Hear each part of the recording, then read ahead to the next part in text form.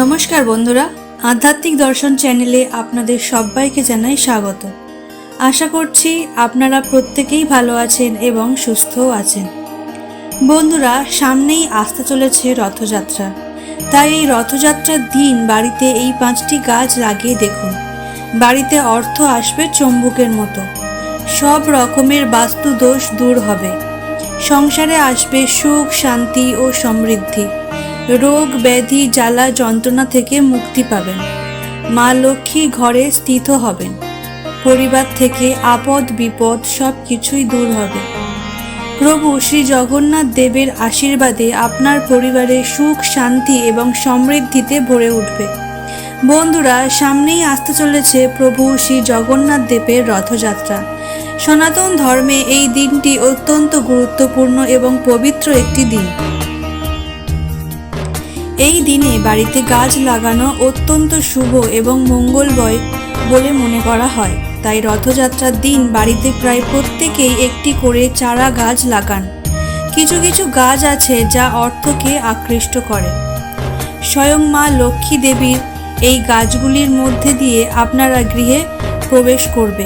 তাই আমার বলা এই মা লক্ষ্মীর যে কোনো একটি গাছ যদি আপনারা আপনাদের বাড়ির কোনো একটি জায়গাতে লাগাতে পারেন, তাহলে দেখবেন মা লক্ষ্মীর আশীর্বাদে আপনার পরিবার থেকে সমস্ত রকমের বাস্তুদোষ দূর হবে। আপনার বাড়িতে সুখ সমৃদ্ধি বজায় থাকবে এবং অর্থ যেখান থেকেই হোক না কেন আপনার কাছে আসবে। ভিডিওটির মূল পর্বে যাওয়ার আগে আমার আপনাদের কাছে একটি অনুরোধ, যদি ভিডিওটি ভালো লেগে থাকে তাহলে ভিডিওটিতে একটি লাইক ও কমেন্টে জয় জগন্নাথ দেবের জয় একটি বার লিখে যাবেন।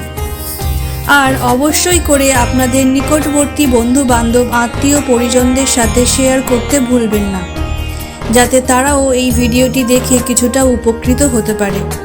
তাহলে চলুন বন্ধুরা, ভিডিওটি শুরু করা যাক। বন্ধুরা, রথযাত্রার সময় গাছ লাগানোর একটি বিশেষ রীতিনীতি আমাদের শাস্ত্রে পাওয়া যায়। তাই আশা করছি আপনারা প্রত্যেকেই এই 5টি গাছের মধ্যে অন্তত একটি গাছ আপনাদের বাড়িতে লাগাবেন। আর যদি আপনাদের পক্ষে সম্ভব না হয় তাহলে সবকটি গাছও কিন্তু আপনি লাগাতে পারেন। বন্ধুরা, প্রথমেই আমি যে গাছটির কথা আপনাদের জানাবো তা হলো মানি প্ল্যান্ট গাছ। হ্যাঁ বন্ধুরা, মানি প্ল্যান্ট গাছ অত্যন্ত শুভ একটি গাছ। তাই এই গাছটি আপনাদের বাড়িতে বা গৃহে একটি রাখলে খুবই ভালো হয়। মানি প্ল্যান্ট গাছ রাখার কোনো নির্দিষ্ট দিক নেই, আপনারা যে দিকেই ইচ্ছা সেই দিকেই রাখতে পারেন। গাছটি যদি ঘরের মধ্যে রাখেন তাহলে খুব ভালো হয়। বলা হয়ে থাকে মানি প্ল্যান্ট গাছ বাড়িতে থাকলে মা লক্ষ্মীর আগমন ঘটে, অর্থের বৃদ্ধি ঘটে সেই গৃহে। মানি প্ল্যান্টের ডোগটি কিন্তু সব সময় ওপরের দিকে তুলে রাখবেন। যদি মানি প্ল্যান্ট গাছের ডোগ নিচের দিকে থাকে তাহলে তা অশুভ বলে মনে করা হয়। এতে অর্থের বিকাশ তো ঘটবেই না, উল্টে অর্থ ক্ষয় হবে। তাই মানি প্ল্যান্ট গাছ বাড়িতে রাখতে হলে এই কটি জিনিসের দিকে অবশ্যই খেয়াল রাখতে হবে। বন্ধুরা, পরবর্তী যে গাছটি সম্বন্ধে আপনাদের জানাবো তা হলো নারকেল গাছ। এটি অত্যন্ত শুভ একটি গাছ। এটিও মা লক্ষ্মীর খুবই প্রিয় এবং পছন্দের একটি গাছ। নারকেল গাছের ফল অর্থাৎ ডাব ছাড়া কিন্তু মা লক্ষ্মীর পূজা অসম্পূর্ণ। তাই জন্যেই নারকেল গাছটি মা লক্ষ্মীর অত্যন্ত প্রিয় এবং শুভ গাছ বলেই মনে করা হয়। তবে বন্ধুরা, যাদের বাড়িতে জায়গা নেই তারা তো এই গাছটি লাগাতে পারবেন না, কিন্তু যাদের বাড়িতে জায়গা আছে বা উঠোন আছে তারা অবশ্যই এই গাছটি একটি বার বাড়ির একটি কোণে বসিয়ে রাখতে পারেন। তবে নারকেল গাছটি কিন্তু যে কোনো একটি দিকে বসিয়ে রাখতে পারবেন না, এটি অবশ্যই করে দক্ষিণ পশ্চিম দিকে বসাবেন। হ্যাঁ বন্ধুরা, বাস্তুশাস্ত্র মতে এটিই বলা হয়েছে। যদি নারকেল গাছ বাড়িতে রাখার শুভ ফল আপনারা পেতে চান তাহলে অবশ্যই করে বাড়ির দক্ষিণ পশ্চিম দিকেই বসাবেন। বন্ধুরা, পরবর্তী যে গাছটির কথা আপনাদের জানাবো তা হলো লাকি বাম্বু অথবা ছোট জাতীয় বাঁশ গাছ। এই গাছটি সম্বন্ধে অনেকেই জানেন না, তাদের জন্য বলছি এটি একটি ইনডোর প্ল্যান্ট যা বাড়ির ভিতরেই রাখতে হয়। যারা এই গাছটির গুণ সম্বন্ধে জানেন তারা নিজেরা বাড়িতে অবশ্যই করে লাগিয়ে রেখেছেন, আর যারা জানেন না তাদের জন্য বলি এটি খুবই পজিটিভ এনার্জি প্রবাহমান একটি গাছ, যা শুভ শক্তি সঞ্চার করে এমন একটি গাছ। এই গাছটি বাড়িতে রাখলে অর্থ তো আসবেই, সাথে সংসারে সুখ শান্তিও আসবে। আপনাদের জীবনে অনেক শুভ পরিবর্তন আপনারা দেখতে পাবেন।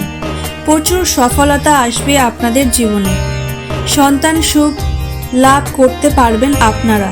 রোগ ব্যাধি জ্বালা যন্ত্রণা মুক্তি পাবেন আপনারা। এক কথায় বলতে গেলে এই গাছটি আপনাদেরকে প্রসপারিটি প্রদান করবে। বন্ধুরা, চতুর্থ যে গাছটির কথা আপনাদের জানাবো তা হলো নিম গাছ। হ্যাঁ বন্ধুরা, নিম গাছ ভীষণ শুভ একটি গাছ। এই গাছটি বাড়ির উত্তর পশ্চিম দিকে লাগাতে হয়।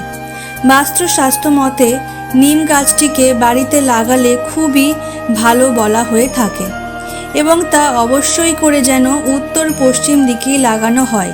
এই গাছ বাড়িতে রাখলে রোগ শোক ব্যাধি যন্ত্রণা থেকে মুক্তি পাওয়া যায়। এই গাছটি যেমন আপনাদের শারীরিক রোগ মুক্তির জন্য একটি ঔষধি গাছ, ঠিক তেমনই এই গাছটি বাড়ির পজিটিভ এনার্জি প্রবাহ করার জন্যও খুব ভালো একটি গাছ। তবে বন্ধুরা, এই গাছটি যেহেতু অনেক বড় একটি গাছ, তাই এটি বাড়িতে বসাতে গেলে বাড়িতে একটু জায়গা থাকার প্রয়োজন। আর যাদের বাড়িতে জায়গা নেই বা যারা ফ্ল্যাটে থাকেন তাদের পক্ষে এই গাছটি বাড়িতে লাগানো সম্ভব নয়। সেই ক্ষেত্রে আপনারা এই গাছটি ছেড়ে অন্য যে কোনো গাছ বাড়িতে বসাতে পারেন। বন্ধুরা, সর্বশেষে যে গাছটির কথা আপনাদের বলবো তা হলো কলা গাছ। হ্যাঁ বন্ধুরা, কলা গাছ অত্যন্ত শুভ একটি গাছ। এই গাছটি মা লক্ষ্মীর ভীষণ প্রিয় একটি গাছ। এখনো পর্যন্ত যে কটি গাছের কথা আপনাদের জানালাম তাদের মধ্যে এই কলা গাছটি সবথেকে ভালো এবং শুভ ফল দেয়। এই গাছটি মা লক্ষ্মীর সাথে বাকি দেবদেবীদেরও খুব পছন্দের একটি গাছ।